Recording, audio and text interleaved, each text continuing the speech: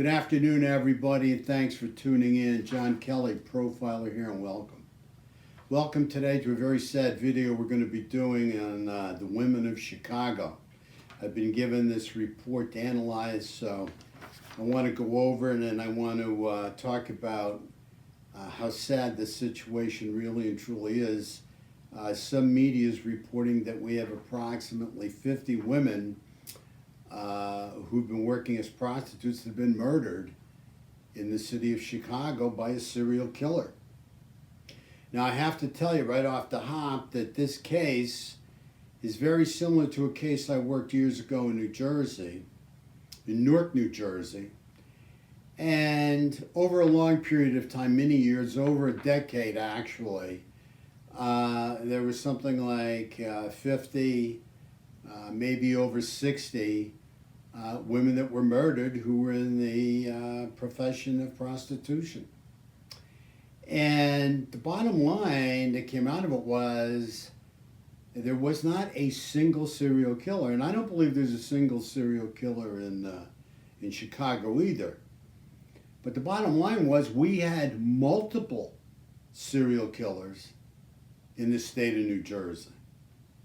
And not just one that were involved in the murder of all these poor women. You know, these cases are very, very hard to solve, and most of them go unsolved. I mean, you might get somebody on one or two, and you can call them technically a serial killer at that point, maybe 3, 4. But the bottom line is these cases are so hard for law enforcement because they're stranger on stranger murders. In 90% of murder cases, the victim and the killer know each other or know of each other. These cases are so random where two people who don't know each other meet because one person wants to pay for a sexual favor. And next thing you know, a woman is getting into the car, and that's the end of her. And she's found laying on the road or in an alley or in a dumpster or somewhere else. Very sad situation. We have these kinds of predators in the inner cities. Although, you know, we cannot definitely exclude one single serial killer. It's possible that you can have just one serial killer at large here. And the reason I say that is because I've also worked a case, which you're familiar with, the Green River Killer, and I'm very familiar with Gary Ridgway. You know, Gary Ridgway killed over 50 women.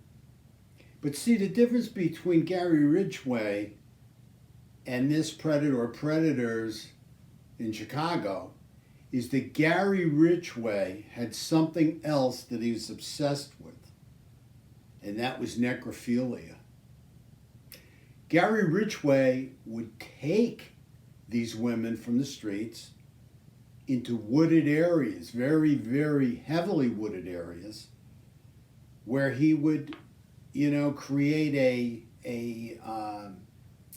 a group of dead women, dead bodies, and he would come back later to have sex with them. See, Gary Ridgway was a necrophiliac. He slept with the dead. And that's why it was important to him to hide bodies, not to just leave bodies for other people to find. He really put a lot of emphasis in trying to keep the bodies for himself and not letting anybody discover them.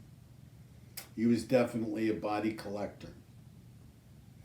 You know, with these women we see out in Chicago, there's a very sad case, which I mentioned earlier in this video, because we're talking about them being enslaved to drugs. It's a sad case of drug addiction, especially heroin. I mean, once you get addicted to heroin, you really don't have to think anymore. Heroin will tell you when to eat, when to drink, when to sleep, who to hang out with, where to go, when to have sex, when not to have sex. Heroin will completely control your life. You don't have to think anymore if you have a heavy-duty heroin addiction. There's no question about it. And that's what has these girls out on the streets and putting their lives in jeopardy because they're addicted to drugs. And it's probably 90% heroin. I mean, can you imagine as little girls growing up Do you think any of these women, when they were little girls, were sitting on the front of their bed and were fantasizing about becoming enslaved, drug addicted prostitutes that could be the prey of very violent sexual predators and serial killers? They weren't fantasizing that. They were fantasizing other things. They're probably fantasizing a lot of good things for themselves when they would get older. Bottom line is, here they are, something happened, and usually from interviewing and counseling women that have worked the streets, usually they've been extremely abused in childhood and growing up, which has led them to seek out this very strong medication. Self-medication is what it is with heroin, to keep those demons away.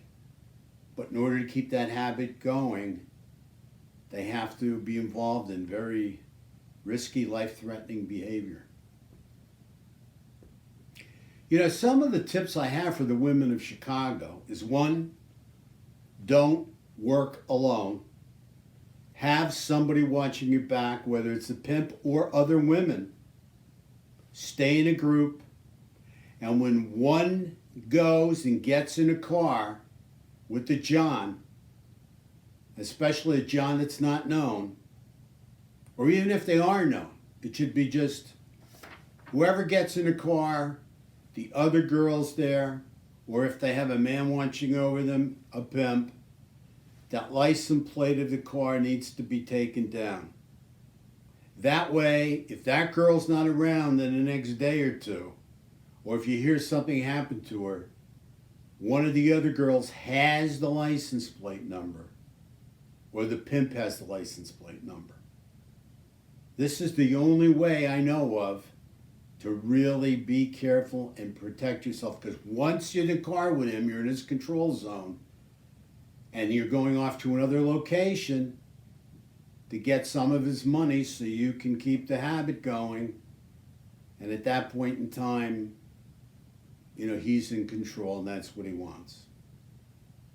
Thank you so much for tuning in. We really appreciate you tuning in. We appreciate your support. We appreciate your feedback and your comments. We can't thank you enough. And thank you so much for your subscriptions. Make it a great day, and stay safe out there, and have a happy